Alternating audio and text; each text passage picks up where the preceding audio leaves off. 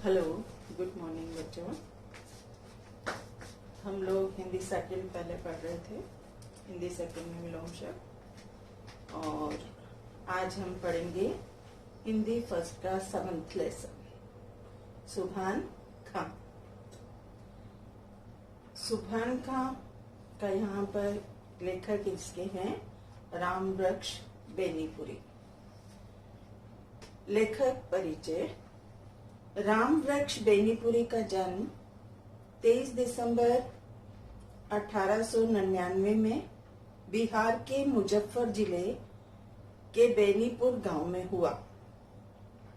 वे अपने माता पिता को बचपन में ही खो बैठे थे, अर्थात उनके माता पिता बचपन में ही मृत्यु को प्राप्त हो गए थे।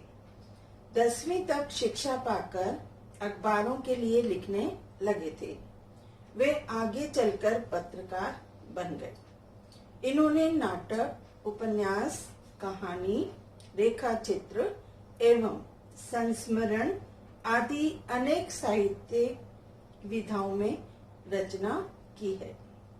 यानी इन्होंने नाटक भी लिखे, उपन्यास भी लिखा, कहानी भी लिखी और संस्मरण भी लिखे। 9 सितंबर 1968 को वे इस संसार से विदा हो गए। कहानी, यहाँ पर जो कहानी सुभान खां दी गई है उसका परिचय है कि यहाँ इस कहानी से हमें क्या संदेश मिलता है वो बताया गया है कि लेखक ने इस कहानी के माध्यम से समाज को भाईचारे का संदेश दिया है। यानी कोई भी जाति का व्यक्ति हो, हिंदू हो, मुस्लिम हो, सबको भाईचारे का संदेश दिया है। इंसानियत हर धर्म से ऊपर है। लेखक कहानी में यही संदेश देना चाहते हैं। तो हम लेसन पढ़ेंगे कहानी के तौर पे। क्या आपका अल्लाह पश्चिम में रहता है?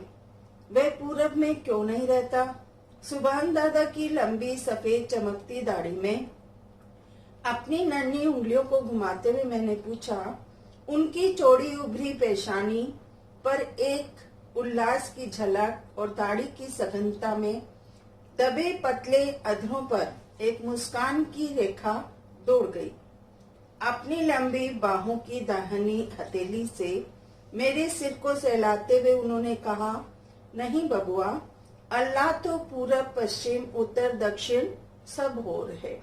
यानी चारों दिशाओं में अल्लाह रहता है। तो लेखक ने बोला उनको, तो फिर आप पश्चिम की ओर खड़े होकर ही क्यों नमाज पढ़ते हैं? पश्चिम की ओर के मुल्क में अल्लाह के रसूल आए थे। यानी पश्चिम की ओर से जो भगवान के दूत हैं वो आए थे। जहाँ रसूल आए थे वहाँ हमारे तीर्थ हैं। हम उन्हीं तीर्थों की ओर मुंह करके अल्लाह को याद करते हैं। वे तीर्थ यहाँ से कितनी दूर होंगे? तो सुभान दादा जवाब दे रहे हैं कि जहाँ सूरज देवता डूबते हैं। आप उन तीर्थों में गए हैं सुभान दादा? सुभान दादा की बड़ी बड़ी आंखों में आंसू डबडबाए। उनका समूचा चेहरा लाल हो उठा। भाव विभोर हो गदगद कंठ से बोले, वहां जाने में बहुत खर्च पड़ता है बबुआ। मैं गरीब आदमी ठहरा ना, इस बुढ़ापे में भी इतनी मेहनत मशक्कत कर रहा हूँ कि कहीं से कुछ पैसे बचा पाऊं और इस पाक जगह की जियारत कर आऊं। पाक मीन्स पवित्र और जियारत का मतलब है दर्शन करना। उनकी आंखों को देखकर मेरा बचपन का दिल भी भावनाओं से ओतप्रोत हो गया। मैंने उनसे कहा, मेरे मामा जी से कुछ कर्ज क्यों नहीं ले लेते दादा? कर्ज के पैसे से तीर्थ करने में सवाब नहीं मिलता। सवाब मीन्स पुण्य। अल्लाह ने चाहा तो एक साल में इतने पैसे जमा हो जाएंगे कि किसी तरह वहां जा सकूं। वहां से मेरे लिए कुछ सौगात लाइएगा ना? क्या लाइएगा? वहां से लोग खजूर और छुहारे लाते हैं। हाँ हाँ, मेरे लिए छुहारे ही लाइएगा, लेकिन 1 दर्जन से कम नहीं लूंगा। सुभान दादा की सफेद दाढ़ी मूंछ के बीच उनके सफेद दांत चमक रहे थे। कुछ देर तक मुझे दुलारते रहे, फिर कुछ रुककर बोले, अच्छा जाइए, देखिए मैं जरा काम पूरा कर लूं। मजदूरी भर पूरा काम करने नहीं से अल्लाह नाराज हो जाते हैं। अगर हम काम नहीं करेंगे तो हमारे भगवान हमसे नाराज हो जाएंगे। क्या आपके अल्लाह बहुत गुस्सेवर हैं? मैं तुनक कर बोला। आज सुभान दादा बड़े जोरों से हंस पड़े, फिर एक बार मेरे सिर पर हथेली फेरी और बोले, बच्चों से वो बहुत खुश रहते हैं बबुआ, वे तुम्हारी उम्र दराज करे। कहकर मुझे अपने कंधे पर ले लिया, मुझे लिए हुए दीवार के नजदीक आए और वहां उतार दिया। झट अपनी कन्नी और वसूली से दीवार पर काम करने लगे। यानी सुभान दादा क्या थे? कारीगर थे।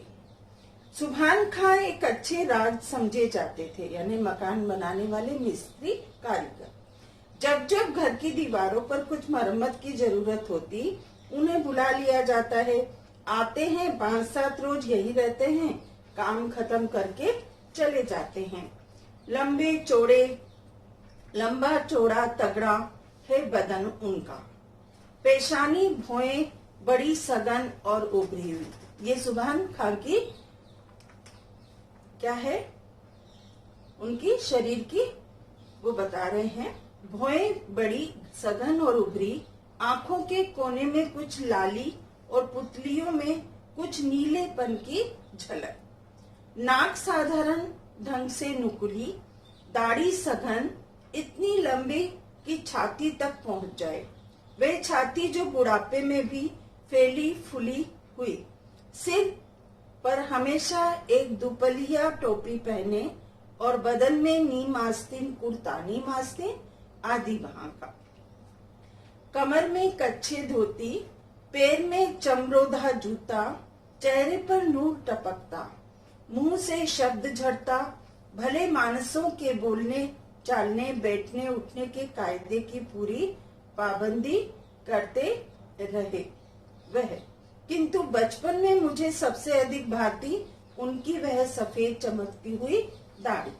नमाज के वक्त कमर में धारीदार लुंगी और शरीर में सादा कुर्ता पहन, घुटने टेक, दोनों हाथ छाती से जरा ऊपर उठा, आधी आंखें मूंद कर जब वे कुछ मंत्र सा पढ़ने लगते, मैं विस्मय विमुग्ध होकर उन्हें देखता रह जाता। मुझे ऐसा मालूम होता कि सचमुच उनके अल्लाह वहां आ गए हैं। दादा झपकती आंखों से उन्हें देख रहे हैं और ये होठों की बातें उन्हीं से हो रही हैं। एक दिन बचपन के आवेश में मैंने पूछ लिया, सुभान दादा, आपने कभी अल्लाह को देखा है? ये क्या कह रहे हो बबुआ? इंसान इन आंखों से अल्लाह को देख नहीं सकता। मुझे धोखा मत दीजिए दादा, मैं जब देखता हूँ आप रोज आधी आंखों से उन्हें देखते हैं, उनसे बुदबुदाकर बातें करते हैं। हाँ हाँ, मुझे चकमा दे रहे हैं आप। मैं उनसे बातें करूंगा, मेरी ऐसी तकदीर कहाँ। सिर्फ रसूल की उनसे बातें होती थी बबुआ, ये बातें कुरान में लिखी हैं। क्या उनके भी दाढ़ी थी?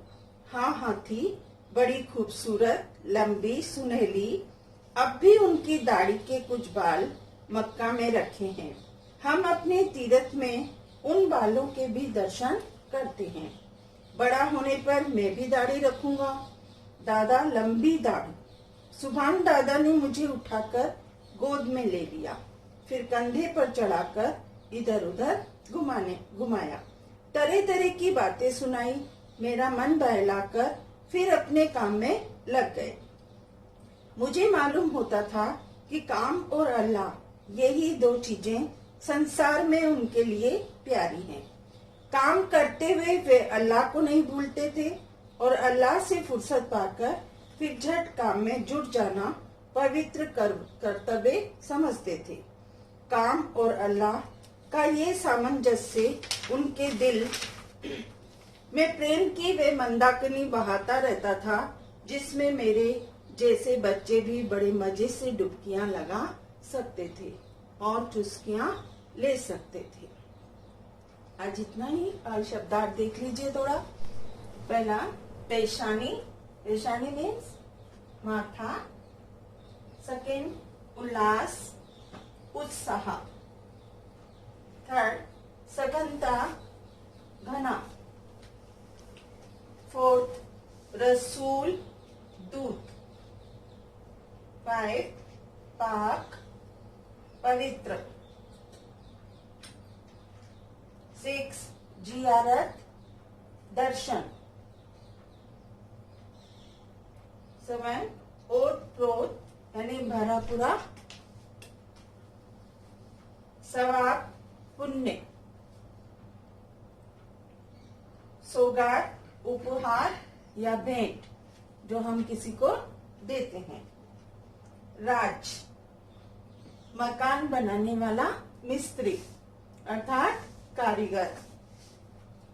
अगला है नीम आस्तीन, आधी बाहों वाला वस्त्र। नेक्स्ट पाबंदी यानी रोक। विमुग्ध, मोहित होना। आवेश, जोश, आवेश, जोश। नेक्स्ट चकमा देना, धोखा देना। 16 कुरान, मुसलमानों का पवित्र ग्रंथ। पेका, ताजियों का जुलूस, ताजिए जो निकलते हैं ना मोहर्रम पे, उनका जुलूस। 18 है नसीब, नसीब मतलब किस्मत। 19 ख्वाहिश, इच्छा। 20 नूरानी, प्रकाशवान। 21 मासूमियत, भोलापन। 22 अस्वाभाविक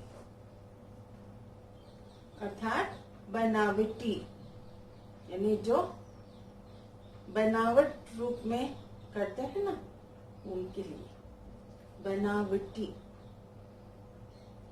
वो नेचुरल नहीं होता, बनावट।